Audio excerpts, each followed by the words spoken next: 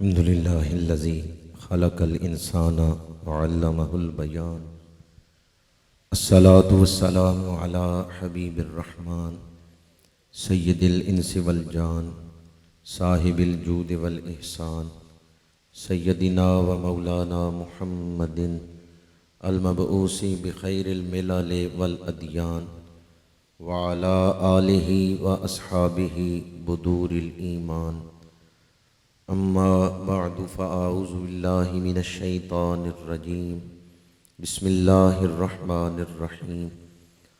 قال رسول اللہ صلی اللہ علیہ وآلہ وسلم بعثت لأتمم حسن الاخلاق. صدق نبینا الکریم. ان اللہ وملائکتہ یصلون علی النبی یا ایہا الذین آمنوا صلوا علیہ وسلموا تسلیما. الصلاۃ والسلام علیک یا رسول اللہ وعلی آلک واصحابک یا حبیب اللہ.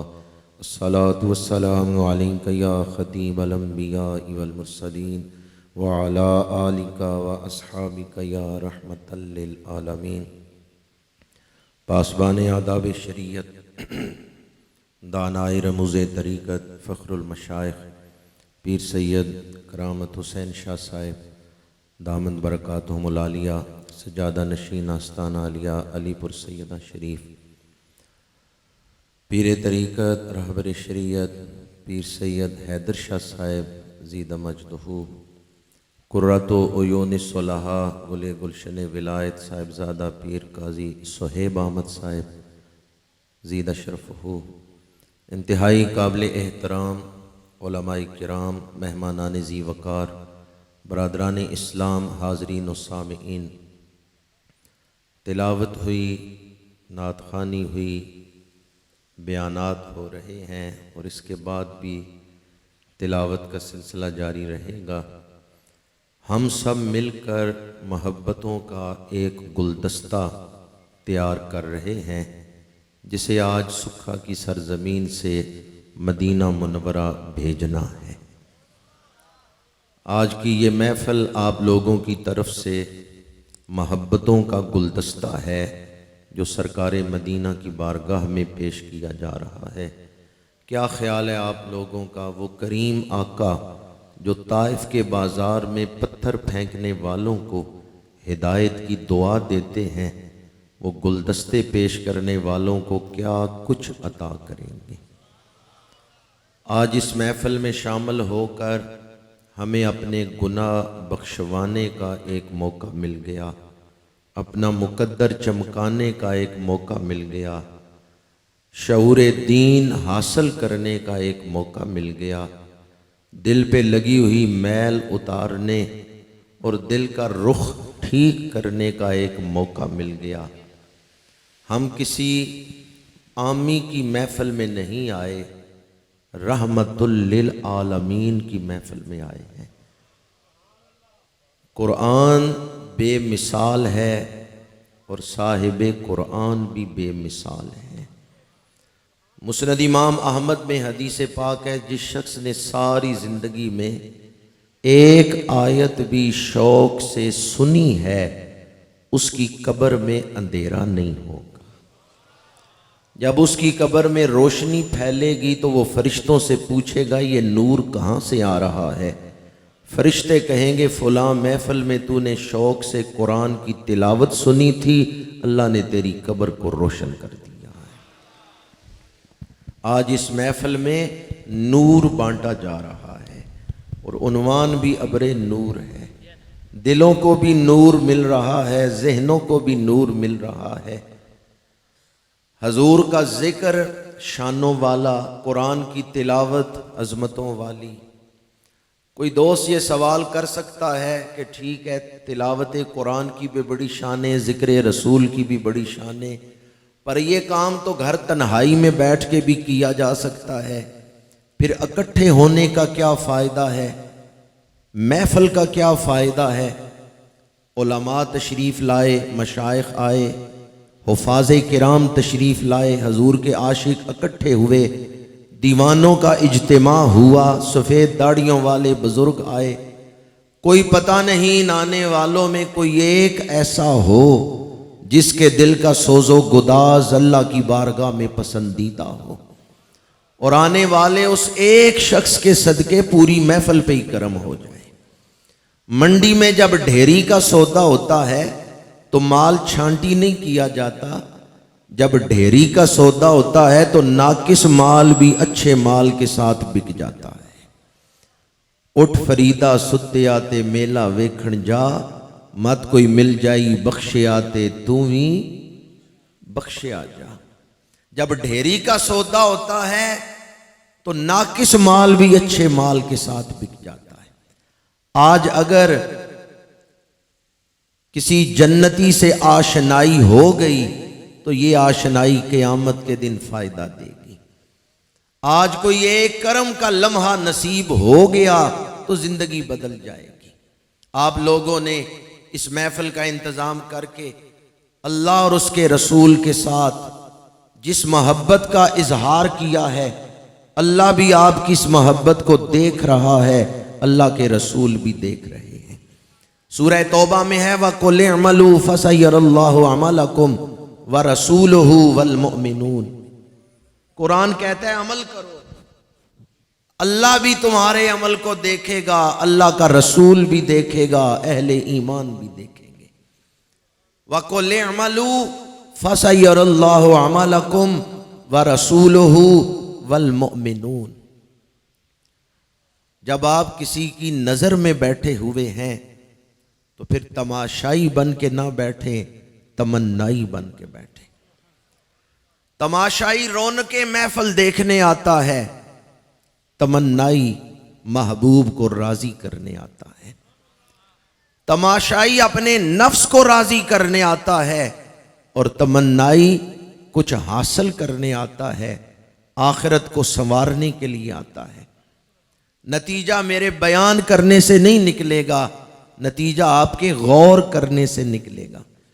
سورہ ملک کے پہلے رکوع میں ہے لو کننا نسمع او نعقل ما کننا فی اصحاب السعیر۔ دوزخی کہیں گے کہ سمجھانے والے تو بڑے آئے تھے، وہ سمجھاتے رہے، ہم نے غور ہی نہیں کیا۔ اگر ہم سمجھانے والوں کی بات پہ غور کرتے تو آج ہم دوزخی نہ ہوتے۔ لو کننا نسمع او نعقل ما کننا فی اصحاب السعیر فاعترفوا بذنبہم فسحقا لاصحاب السعیر۔ تو اللہ تعالی ہمیں تمنائی بن کے بیٹھنے کی توفیق عطا فرمائے، اور اس محفل کو ہمارے لیے ایک نئی دینی زندگی شروع کرنے کا نقطہ آغاز بنائے۔ حاجی ملک عابد علی صاحب، ان کے برادران اور دیگر رفقا کو اللہ تعالیٰ اجر عظیم عطا فرمائے، جنہوں نے آج اس خوبصورت عظیم الشان محفل کا اہتمام کیا۔ ان کے والدین مرحومین اور جمیع امت مسلمہ کو اللہ تعالیٰ اس محفل کا اجر و ثواب عطا فرمائے۔ میری حیثیت ایک ڈاکیے کی ہے جو چٹھی لے کے آیا ہے۔ خط محبوب کا ہو تو بندہ ڈاکیے کو نہیں دیکھتا کہ ڈاکیہ کون ہے، وہ یہ دیکھتا ہے خط میرے محبوب کا پڑھ رہا ہے۔ میں نے خطبہ کے دوران حدیث پاک تلاوت کرنے کا شرف حاصل کیا ہے موطا امام مالک سے۔ کتاب الاخلاق سے، موطا امام مالک میں جو آخر میں اخلاق کا باب ہے، اس میں یہ حدیث پاک امام مالک نے اپنی سند سے نقل کی ہے۔ کون امام مالک؟ آنکھ کھولی بھی مدینہ منورہ میں ہے، آنکھ بند بھی مدینہ منورہ میں کی ہے، پیدا بھی مدینہ منورہ میں ہوئے، وصال بھی مدینہ منورہ میں ہوا ہے، ساری عمر مدینہ منورہ میں گزاری ہے۔ ایک حج کرنے مکہ شریف گئے ہیں، دوسرا حج کرنے بھی مکہ شریف نہیں گئے، ساری زندگی مدینہ شریف گزار دی۔ بعض لوگوں نے پوچھا آپ مدینہ منورہ سے باہر کسی دوسرے شہر کی طرف سفر کیوں نہیں کرتے؟ تو امام مالک فرماتے ڈرتا ہوں کہیں مدینہ منورہ سے باہر موت نہ آ جائے، میری خواہش ہے کہ شہر محبوب میں میری قبر بنے۔ مدینہ منورہ شہر میں آپ کبھی سواری پہ نہیں بیٹھے، گلیوں میں چلتے تو کنارے کنارے، کئی دفعہ کاندھا دیوار سے ٹکراتا، قمیص پھٹ جاتی، لوگ پوچھتے آپ گلی کے درمیان کیوں نہیں چلتے؟ امام مالک فرماتے ابھی گلیاں وہی ہیں جن میں اللہ کا رسول چلتا رہا ہے، ڈرتا ہوں کہیں حضور کے نشانے قدم پہ میرا پیر نہ آ جائے۔ مسجد نبوی میں بیٹھ کے درس حدیث دیتے تو ورق اتنی احتیاط سے پلٹتے، کتاب کا ورق اتنی احتیاط سے پلٹتے کہ دو ورق ٹکرانے کی آواز نہ پیدا ہو۔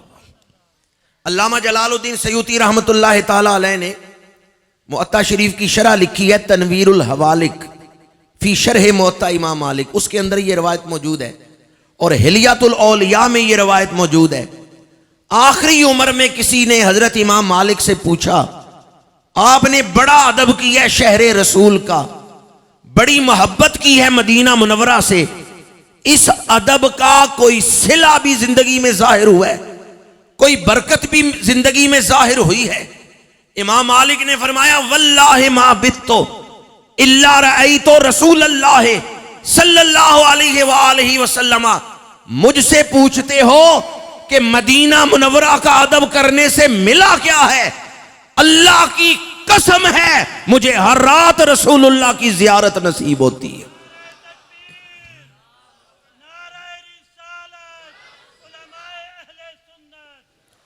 واللہ ما بتو الا رأیت رسول اللہ صلی اللہ علیہ وآلہ وسلم، اللہ کی قسم ہے مجھے ہر رات رسول اللہ کی زیارت نصیب ہوتی ہے۔ اس امت میں ایسے حضوری والے لوگ گزرے ہیں جن کا ہر دن ربط رسالت میں گزرتا تھا، ہر رات زیارت رسول میں بسر ہو رہی ہے۔ حقیقی تعداد تو اللہ بہتر جانتا ہے کہ کتنے لوگ گزرے ہیں۔ ایک ہستی کا اور فرمان سنا رہا ہوں، حضرت انس بن مالک رضی اللہ تعالی عنہ حضور کے صحابی ہیں، خادم ہیں، 10 سال خدمت میں رہے ہیں۔ طبقات ابن سعد میں یہ روایت ہے، حضور کے وصال پاک کے بعد صحابہ اکٹھے ہو کے بیٹھے ہیں حضرت انس بن مالک کے پاس۔ ایک صحابی عرض کرتے ہیں انس آپ تو حضور کے خادم ہیں، آپ نے تو 10 سال مسلسل حضور کی خدمت کی ہے، کیا وصال کے بعد کسی رات خواب میں آ کے حضور نے اپنا دیدار کروایا ہے؟ کیا وصال کے بعد کسی رات خواب میں حضور تشریف لائے ہیں؟ اب سنیں حضرت امام مالک، حضرت انس بن مالک نے جواب کیا دیا ہے، ما من لیلۃ الا وارا فیہا حبیبی، مجھ سے پوچھتے ہو کہ کسی رات زیارت کروائی ہے یا نہیں؟ ما من لیلۃ الا وارا فیہا حبیبی، میری تو ہر رات زیارت رسول میں بسر ہو رہی۔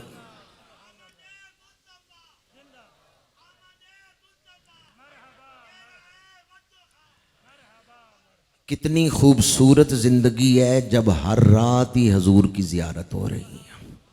آج کا انسان چاہتا ہے میرے کپڑے خوبصورت ہوں، میری گاڑی خوبصورت ہو، میرا گھر خوبصورت ہو۔ آپ سارے سمجھدار لوگ بیٹھے ہیں، ذی شعور لوگ بیٹھے ہیں، 1 لاکھ روپے کا سوٹ کپڑے پہن لیے، 1 لاکھ روپے کے، لیکن جس نے 1 لاکھ روپے کا سوٹ پہنا ہوا ہے اگر اس کے دل کو سکون نہیں، زندگی خوبصورت نہیں، تو 1 لاکھ روپے کا سوٹ پہننے کا کوئی فائدہ ہے؟ جی 4 کروڑ کی گاڑی لے لیں لیکن مسافر کی زندگی خوبصورت نہیں تو گاڑی کی خوبصورتی کا کوئی فائدہ ہے؟ 10 کروڑ کا مکان بنا لیا، مکان بڑا خوبصورت ہے، مکین کی زندگی خوبصورت نہیں، مکین کے دل کو سکون نہیں، تو کیا مکان کی خوبصورتی کا کوئی فائدہ ہے؟ آج کا انسان ان چیزوں کے پیچھے ہی دوڑ رہا ہے، کپڑے خوبصورت ہو، سواری خوبصورت ہو، مکان خوبصورت ہو۔ اسلام کہتا ہے یہ ساری چیزیں ثانوی حیثیت رکھتی ہیں، سب سے پہلے اپنی زندگی کو خوبصورت کرو۔ اگر زندگی خوبصورت ہو، سوچ اچھی ہو، دل روشن ہو، کردار اعلیٰ ہو، زندگی خوبصورت ہو، پھٹی ہوئی قمیض میں بھی بڑی عزت ہے۔ حضرت سیدنا فاروق اعظم رضی اللہ تعالیٰ عنہ فلسطین فتح کیا، بغیر جنگ کے صرف مذاکرات سے فلسطین فتح کر لیا. قمیص کو پیوند لگے ہوئے ہیں, قمیص کو پیوند لگے ہوئے ہیں, صرف مذاکرات سے فلسطین فتح کر رہے ہیں. وہاں زندگی خوبصورت تھی. ہمارے ایک گورنر گزرے ہیں عبدالرب نشتر, وہ ایک درویش سے محبت کرتے تھے. بابا جی دعا کریں میں گورنر بن جاؤں. مسلسل کہتے رہے, بزرگ بھی دعا کرتے رہے. ایک وقت آیا عبدالرب نشتر صاحب گورنر بن گئے. گورنر بننے کے بعد کچھ عرصے بعد پھر اسی درویش کے پاس گئے. بابا جی دعا کریں اللہ مجھے سکون عطا فرمائے. درویش نے کہکا مارا اور کہکا مار کے کہا, وہ جس دن گورنری کی دعا کروا رہے تھے کہ میں گورنر بن جاؤں, اس دن کہتے نا دعا کریں میرے دل کو سکون مل جائے. اس دن تو یہی کہہ رہے تھے دعا کریں میں گورنر بن جاؤں, دعا کریں میں گورنر بن جاؤں. گورنر صاحب نے کہا بابا جی مجھے مغالطہ لگ گیا. کیا لگ گیا؟ میں دھوکے میں پڑا رہا ہوں, مغالطہ لگ گیا. میں سمجھتا تھا گورنر بن گیا تو سکون مل جائے گا, گورنر ہی مل گئی ہے سکون نہیں ملا. میں مغالطے میں تھا. درویش نے دوبارہ کہکا مارا اور کہکا مار کے کہنے لگا صرف تمہیں ہی نہیں دھوکا لگا, صرف تمہیں ہی نہیں مغالطہ ہوا, ساری دنیا کو ہی مغالطہ لگا ہوا ہے. جس شے کو لوگ چیزوں میں ڈھونڈ رہے ہیں رب نے اسے عملوں میں رکھا ہے. الا بذکر اللہ تطمئن القلوب. لوگ سمجھتے ہیں گھر میں چیزیں آ گئی تو سکون آ جائے گا. رب کا اعلان ہے الا بذکر اللہ تطمئن القلوب. لوگ کہتے ہیں چیزیں آ گئی, مادیت میں ترقی ہوئی تو زندگی خوبصورت ہو جائے گی. قرآن کہتا ہے من عامل صالحا من ذکر او انثی وهو مؤمن فلنحیینہ حیاتا طیبہ. تم عمل چنگے کرو رب زندگی خوبصورت بنا دے گا. یورپ کا ایک ملک ہے سوئٹزرلینڈ, امیر ترین ملک ہے, خوبصورت ترین ملک ہے, کرائم ریٹ صفر ہے, جرم بہت کم ہوتے ہیں, امن والا ملک. دنیا بھر کے کرپٹ حکمرانوں کی دولت وہاں پڑی ہوئی ہے, اس لیے بڑا امیر ملک. میں 2-3 دفعہ سوئٹزرلینڈ گیا ہوں. جب میں پہلی دفعہ گیا پتہ چلا کہ یہاں قانون ہے, اجازت ہے قانونی طور پہ, اگر کوئی خودکشی کرنا چاہے تو حکومت روکتی نہیں ہے. وہ ہسپتال جا کے ڈاکٹر صاحب کو بتائے کہ میں مرنا چاہتا ہوں, وہ انجیکشن لگا دیں گے. میرے پاس موبائل میں اس مشین کی تصویر موجود ہے جو سائنسدانوں نے وہاں ایجاد کی ہے, آسان خودکشی. ڈاکٹر کو جا کے کہ میں مرنا چاہتا ہوں, وہ اس مشین میں لٹاتا ہے, مشین آپریٹ کرتا ہے, بندہ آرام سے مر جاتا ہے. میں بڑا حیران ہوا کہ خودکشی کی اجازت ہے سرکاری طور پر. اتنا امیر ملک, پرامن ملک, خوبصورت ملک, لوگ خودکشی کیوں کرتے ہیں؟ پتا چلا دولت سے چیزیں خریدی جا سکتی ہیں, سکون نہیں خریدا جا سکتا. اگر دولت سے سکون خریدا جا سکتا تو امریکہ, برطانیہ, یورپ میں لوگ خودکشیاں نہ کرتے. جتنی مرضی ہے دوڑ لگا لیں, نتیجہ یہی نکلے گا الا بذکر اللہ تطمئن القلوب. دلوں کا سکون ہے تو اللہ کے ذکر میں ہے. پتھر اپنے آپ کو نہیں بدلتے, انسان اپنے آپ کو بدلتا ہے. اگر تو انسان کے ذہن میں یہ فکر سوچ آتی ہے کہ جس ٹریک پہ میں چل رہا ہوں یہ راستہ مجھے کہاں پہنچائے گا, جنت یا دوزخ, پھر تو انسان ذی شعور بھی ہے اور اس کے اندر دل زندہ ہے, مردہ نہیں ہوا. اور اگر وہ جبلتوں کا غلام بن گیا ہے, خواہشات کا غلام بن گیا ہے, بس خواہشات کے پیچھے دوڑ رہا ہے اور یہ سوچ ہی نہیں کہ جس ٹریک پہ میں دوڑ رہا ہوں یہ راستہ مجھے جنت پہنچائے گا یا دوزخ, اگر یہ فکر ہی نہیں ہے تو پھر دل مردہ ہو چکا ہے. اولئک کالانعام بل ہم اضل.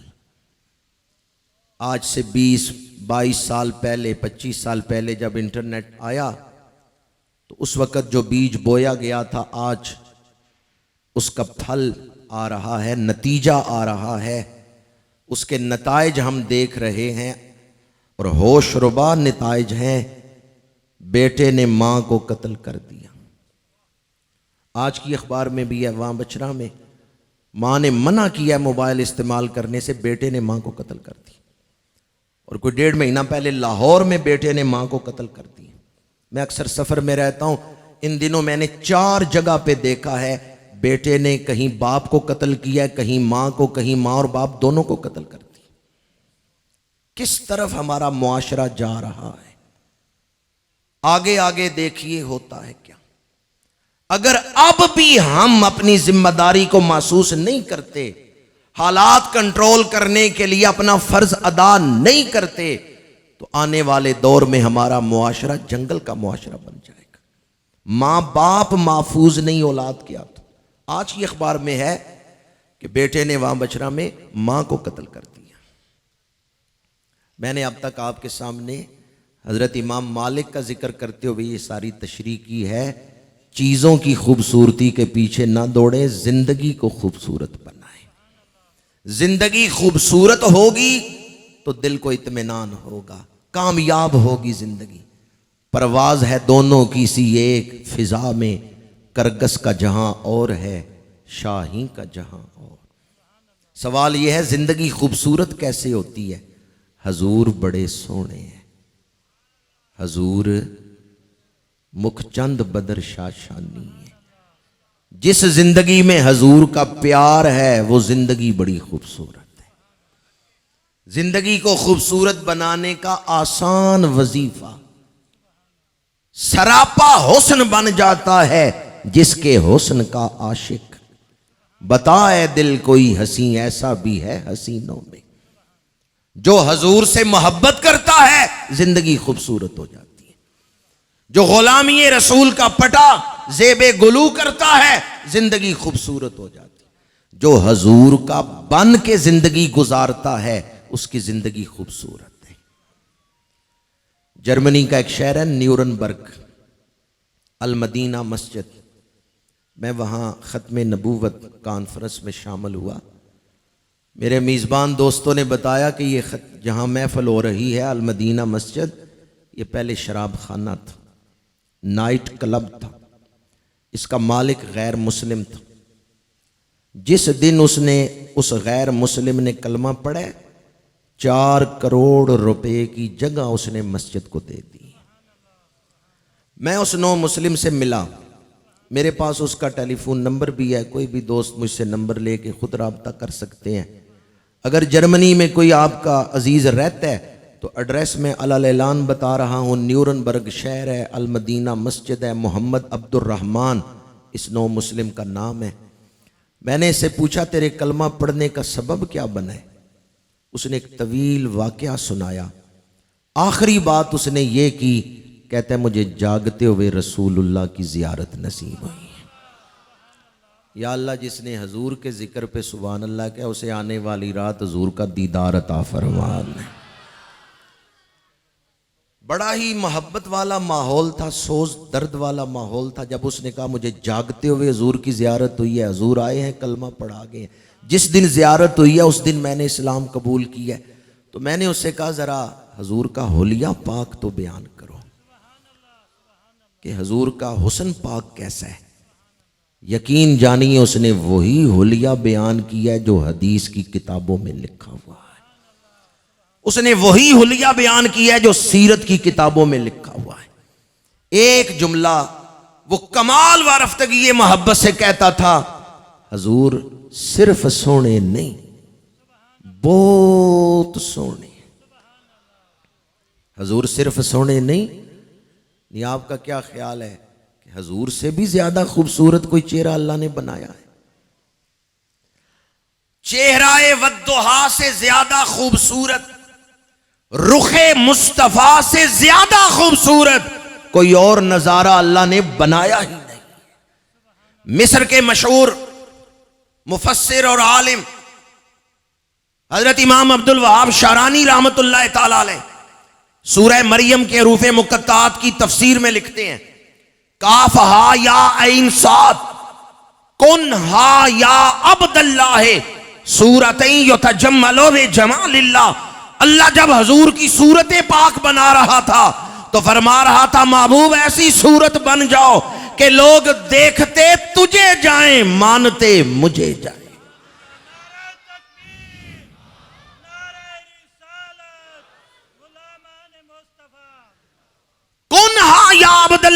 सूरतन युतजम्मलु बिजमालिल्लाह, महबूब सूरत तेरी हो दलील मेरी हो, चेहरा तेरा हो निशान मेरा हो।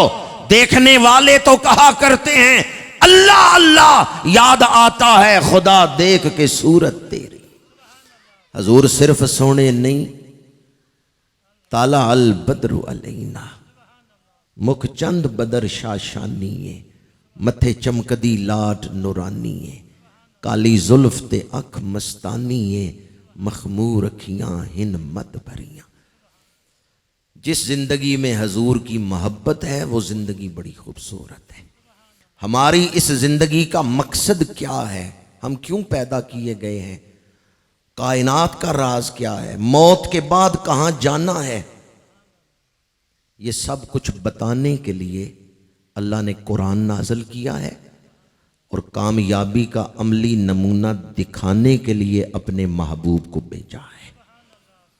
कुरान बता रहा है, हजूर उसवे हसना दिखा रहे हैं। हमारी कामयाबी का मेयार इत्तिबाए नबवी है। वक्त किसी के हाथ में नहीं कि वो वक्त को रोक ले।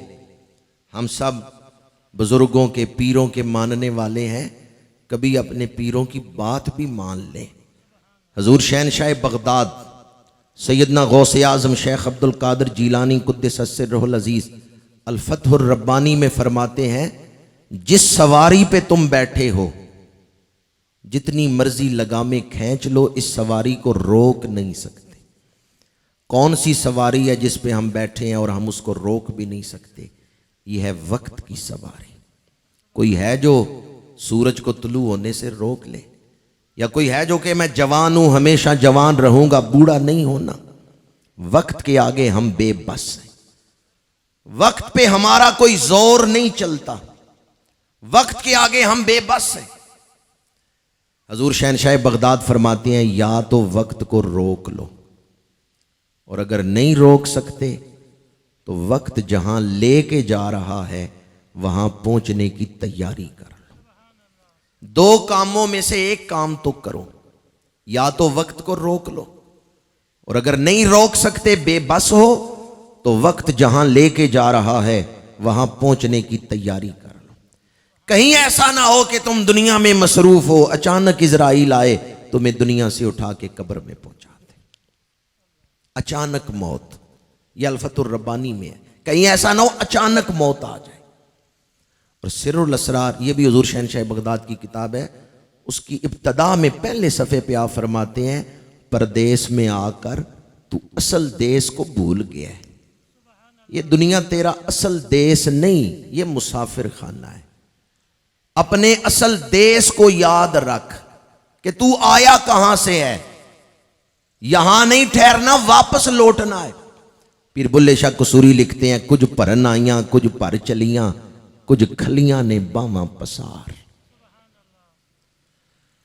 मैंने अब तक आपके सामने हजरत इमाम मालिक जो कि हदीस पाक के रावी हैं, उनकी खूबसूरत ज़िंदगी का तज़करा करते हुए तशरीह की है कि ज़िंदगी तो दुनिया में 7 अरब से ज़्यादा लोग गुजार रहे हैं। इस वक्त ज़मीन पर 7.5 अरब इंसान मौजूद हैं, लेकिन कितने हैं जिन्हें शऊर है कि ज़िंदगी का मकसद क्या है?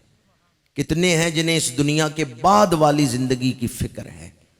कुरान उसी फ़िक्र को बेदार करने के लिए और धोखे के घर से बचाने के लिए कि कहीं धोखे में मुब्तला ना हो जाना, हकीकत तक पहुंचाने के लिए ही कुरान उतारा गया। और अमली नमूना दिखाने के लिए मेरे आका करीम सल्लल्लाहु अलैहि वसल्लम आपकी सीरत पाक हमारे सामने रखी गई, ताकि हम हजूर की मोहब्बत है हजूर से, तो फिर हजूर की सीरत क्यों नहीं अपनाते, हजूर की तालीमात पे अमल क्यों नहीं करते? इसलिए हजूर की सीरत पाक को उसवा हसना सामने रखा गया कि आओ इस महबूब से मोहब्बत भी करो, इनकी इत्तिबा भी करो। हजरत इमाम मालिक रहमतुल्लाह ताला अलैह, उन्होंने अपनी सनद से जो हदीस पाक नकल की है, अब मैं आपके सामने वो हदीस तिलावत कर रहा हूँ और उसकी तशरीह और तफसील में नहीं जाऊँगा कि मैंने इब्तदान ही کچھ باتیں آپ کے سامنے بیان کر دی ہیں جو اس حدیث کی تشریح کر رہی ہیں۔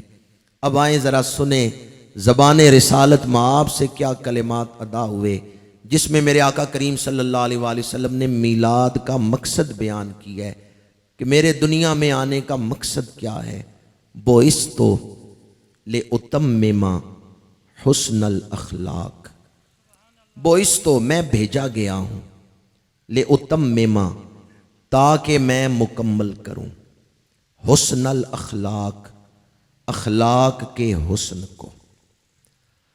ایک ایک لفظ اپنے اندر بہت سارے نکات رکھتا ہے، لیکن میں صرف ایک نقطہ آپ کے سامنے عرض کر رہا ہوں۔ اخلاق کسے کہتے ہیں؟ میرا قد کتنا لمبا ہے، جسم کتنا موٹا ہے، یہ خلق ہے، اور میرا رویہ کیسا ہے، معاملات کیسے ہیں، طبیعت میں نرمی ہے کہ سختی ہے، دوسروں کے لیے نفع بخش سوچ ہے یا پھر ہر وقت غیبت چغلی اس میں رہتا ہوں۔ یہ جو میرے وجود سے دنیا کو مل رہا ہے، میرے رویے ہیں اور میرے معاملات ہیں، یہ خلق ہے۔ ایک ہے خلق، ایک ہے خلق۔ روٹ ورڈ ایک ہی ہے، خے لام قاف، صرف اعراب کے بدلنے سے معنی بدل گیا۔ آج کا انسان جسم کو ہی سب کچھ سمجھ بیٹھا ہے، جبکہ حقیقت انسان کی اندرونی شخصیت۔ جب میرے آقا کریم دنیا میں تشریف لائے ہیں، اس دور میں ماں باپ کو نوکر ہی گھر کا نوکر ہی سمجھا جاتا تھا۔ باپ فوت ہو گیا تو ماں کو منڈی میں بیچ آتے، بیٹی پیدا ہوئی تو زندہ درگور کر دیا۔ ادھر ہندوستان میں ستی کی رسم تھی، خاوند فوت ہوا تو زندہ بیوی کو مردہ خاوند کے ساتھ باندھ کے دونوں کو جلا دیتے تھے۔ یونان میں فلسفیوں نے ایک مثالی معاشرے کی جو تشریح کی کہ کون سا معاشرہ مثالی ہے، اس میں انہوں نے یہ کہا کہ جس معاشرے میں کوئی معذور نہ ہو، ہر کوئی خود کما کے کھا رہا ہو، وہ ماڈل سوسائٹی۔ لہٰذا اگر کوئی معذور بچہ پیدا ہو، اسے پیدائش کے دن ہی قتل کر دو، اس کو پیدائش کے دن ہی مار دو۔ کتنے معذور بچے ایسے تھے جنہیں پہاڑوں کی چوٹیوں سے نیچے گرایا گیا۔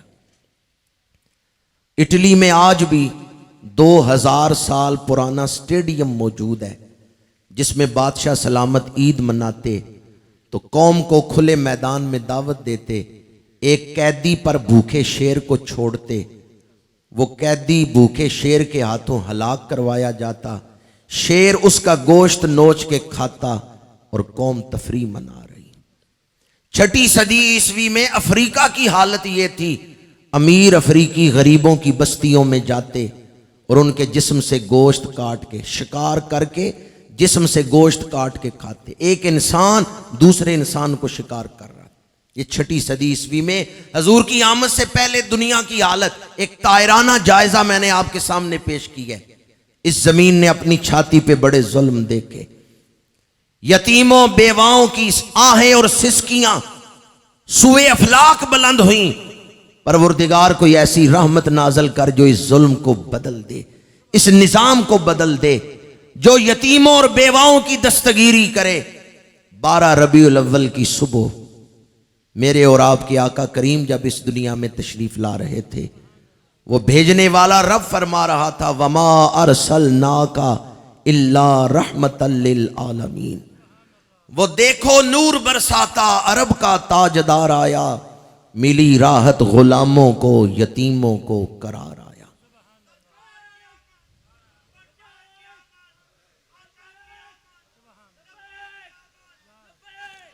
پہلے دنیا کے اخلاق ایسے تھے، ظہر الفساد فی البر والبحر بما کسبت ایدی الناس۔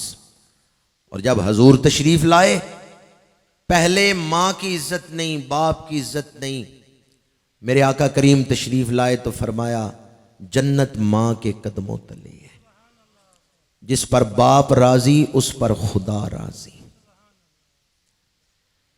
ایمان پر خاتمے کے کچھ وظائف ہیں جن کی وجہ سے ایمان پر خاتمہ نصیب ہوتا ہے۔ کچھ اعمال ایسے ہیں جن کی نحوست سے آخری دم ایمان برباد ہو جاتا ہے۔ جو آدمی سود کھائے توبہ نہ کرے، اندیشہ ہے مرتے دم کلمہ نصیب نہیں ہوگا۔ جو نشہ کرے اس حال میں کہ اس کے منہ سے بدبو آ رہی ہے نشے کی، اسرائیل اسے لینے آ گئے، اندیشہ ہے ایمان ضائع ہو جائے گا۔ جس نے ماں باپ پہ ہاتھ اٹھایا، ماں باپ کو اذیت دی، مرتے دم کلمہ نصیب نہیں ہوگا۔ ہاں اگر اس نے توبہ کر لی، ماں باپ کی خدمت کی، راضی کیا ان کو، اللہ معاف کرنے والا۔ کچھ اعمال ایسے ہیں جن کی نحوست سے ایمان برباد ہو جاتا ہے، کچھ اعمال ایسے ہیں جن کی برکت سے آخری دم کلمہ نصیب ہو جاتا ہے۔ جس نے ماں باپ کی خدمت کی، ماں باپ کو راضی کیا، مرتے دم اس کی زبان پہ کلمہ جاری ہو جاتا ہے۔ ماں باپ کو صرف دنیاوی نقطہ نظر سے ہی نہ دیکھیں کہ ماں باپ کے ساتھ میری دنیا جڑی ہوئی ہے، نہیں، ماں باپ کے ساتھ آخرت بھی جڑی ہوئی ہے۔ حدیث پاک ہے، میرے آقا کریم نے فرمایا ہما جنتوں کا و ناروں کا، تمہارے والدین تمہاری جنت بھی ہے، تمہارا دوزخ بھی ہے۔ والدین کو صرف دنیا داری کی نظر سے نہ دیکھیں، والدین کے ساتھ آخرت کا تعلق بھی ہے۔ قیامت کے دن جس کے عقیدے ٹھیک ہوں، عبادات پوری ہوں، لیکن معاملات ٹھیک نہیں، وہ جنت کی طرف ایک قدم بھی نہیں اٹھا سکتا جب تک کہ معاملات کے پرچے میں پاس نہیں ہوگا۔ میرے آقا کریم نے فرمایا ہما جنتوں کا و ناروں کا، تیرے والدین تیرے لیے جنت بھی ہیں، تیرا دوزخ بھی ہے۔ ماں کے قدموں تلے جنت، باپ کی رضا میں رب کی رضا۔ اب آپ مجھے بتائیں ان دونوں میں پھر زیادہ شان کس کی ہے، باپ کی یا ماں کی؟ جی چند لوگ ہی بولیں۔ دوبارہ حدیث پڑھ رہا ہوں، ماں کی خدمت سے جنت مل رہی ہے، باپ کی خدمت سے رب کی رضا مل رہی ہے۔ اب بتائیں کس کی شان زیادہ ہے؟ باپ کے حق میں تھوڑے ہی ووٹ آئے ہیں۔ ماں کی شان بڑی ہے، حقوق بڑے ہیں، لیکن مرتبہ باپ کا زیادہ ہے، عظمت باپ کی زیادہ ہے۔ اللہ تعالیٰ نے جب انسان کو تخلیق کیا، پہلے حضرت آدم کو بنایا ہے یا پہلے بی بی حوا کو؟ تو پہلے باپ بنایا گیا یا پہلے ماں بنائی گئی؟ پہلے باپ بنایا گیا۔ قرآن پاک میں والدہ کی قسم کوئی نہیں، والد کی قسم ہے قرآن میں، وَوَالِدٍ وَمَا وَلَدَ، یہ سورہ بلد میں ہے۔ والد کی قسم قرآن میں موجود ہے، والدہ کے رشتے کی قسم قرآن میں کوئی نہیں۔ وَوَالِدٍ وَمَا وَلَدَ، اس سے بھی پتہ چلتا ہے والد کی شان زیادہ ہے، والد کا رتبہ زیادہ ہے۔ بعض لوگ کہتے ہیں قیامت کے دن ماں کے نام سے پکارا جائے گا، اس پر کوئی حدیث نہیں ہے، مفسرین کے اقوال ہیں۔ حدیث یہ ہے کہ تم اچھے نام رکھو، قیامت کے دن تمہیں فلاں بن فلاں کہہ کے بلایا جائے گا۔ اس حدیث سے ثابت ہوتا ہے قیامت کے دن والد کے نام سے پکارا جائے گا۔ ہاں کچھ ہستیاں ایسی ہیں جن کی شان کے اظہار کے لیے والدہ کے نام سے بلایا جائے گا، ورنہ بالعموم جو اصول ہے، قانون ہے، قیامت کے دن والد کے نام سے ہی بلایا جائے گا۔ بعض لوگ کہتے ہیں ماں محبت کرتی ہے اور باپ محبت نہیں کرتا، تو یاد رکھیں محبت دونوں کرتے ہیں، بس اظہار میں فرق ہے۔ ماں کی محبت نرمی سے ظاہر ہوتی ہے، باپ کی محبت سختی سے ظاہر ہوتی ہے، اظہار میں فرق ہے۔ جیسے اللہ نے رات بھی بنائی ہے، دن بھی بنایا ہے، ماں کی محبت رات کی ٹھنڈک ہے، باپ کی محبت دن کی گرمی ہے۔ تو زندہ رہنے کے لیے دونوں ضروری ہیں یا نہیں ہیں؟ اگر باپ بھی ماں کی طرح ہی محبت کرتا، نرمی والی محبت، تو پھر اولاد کے خراب ہونے کا اندیشہ تھا۔ اللہ نے اپنی حکمت سے محبت دونوں کے سینوں میں رکھی ہے، پر محبت میں فرق ہے، ایک کی محبت نرمی سے ظاہر ہو رہی ہے، دوسرے کی محبت سختی سے ظاہر ہو رہی ہے۔ کوئی یہ نہیں کہہ سکتا کہ باپ محبت نہیں کرتا۔ قرآن پڑھ کے دیکھیں، سورہ یوسف، باپ کتنی محبت کرتا ہے بیٹے سے۔ حضرت یعقوب علیہ السلام اللہ کے نبی، حضرت یوسف علیہ السلام اللہ کے نبی، باپ جانتا ہے کہ میرا بیٹا زندہ ہے، صرف جدا ہوا ہے، جدائی میں آنسو بہا رہے ہیں، جدائی میں آنسو بہا رہے ہیں۔ اور باپ جانتا ہے کہ میرا بیٹا اللہ کی حفاظت میں ہے، اس کے باوجود باپ دعا کر رہے ہیں، یا اللہ میرے بیٹے کو اپنی حفاظت عطا فرما، جبکہ جانتے ہیں اللہ کے نبی ہیں اللہ کی حفاظت میں۔ وَلَقَدْ ہَمَّتْ بِهِ وَهَمَّ بِهَا لَوْلَا أَن رَأَىٰ بُرْهَانَ رَبِّهِ، زلیخا 12 دروازوں سے گزار کے آخری کمرے میں لے گئی، دعوت نظارہ دی۔ وَلَقَدْ ہَمَّتْ بِهِ، زلیخا راغب ہو چکی، حضرت یوسف علیہ السلام نے اس کی طرف توجہ نہیں کی۔ وَهَمَّ بِهَا لَوْلَا أَن رَأَىٰ بُرْهَانَ رَبِّهِ، زلیخا نے کہا یوسف میرا حسن دیکھو، اللہ کریم نے فرمایا پیارے یوسف ذرا پہلے کنعان کی طرف دیکھو۔ آپ نے اس محل میں کھڑے ہو کے کنعان کی طرف نظر کی تو کیا نظر آیا؟ بوڑھا باپ رو کے دعا کر رہا ہے، پروردگار میرے بیٹے کو اپنی حفاظت میں رکھنا۔ حضرت یوسف دروازے کی طرف دوڑ پڑے، باپ کو روتا ہوا دیکھا ہے، باپ کی دعا سنی ہے، پشت پہ باپ کی دعا ہے۔ زلیخا نے کہا دروازوں کو تو تالے لگے ہیں، یہ کیسے کھلیں گے؟ پشت پہ باپ کی دعا ہے، نبی دوڑ رہے ہیں، دروازے کھلتے جا رہے ہیں۔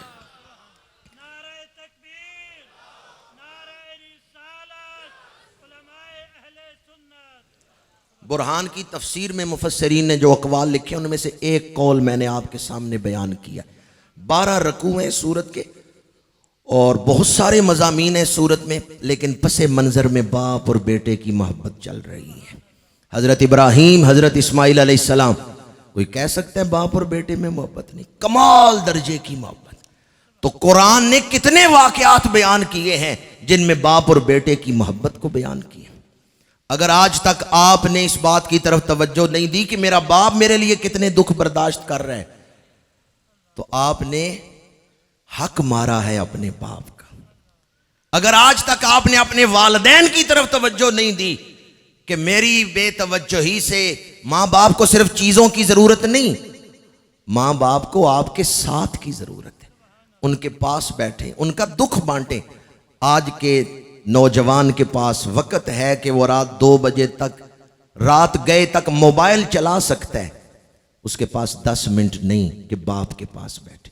ایک نوجوان کہنے لگا میرا باپ مجھے غصے سے بولتا ہے تو میں بھی غصے سے جواب دیتا ہوں۔ میں نے کہا باپ نرمی سے بولے، تو ادب کرے، اس میں کیا کمال ہے؟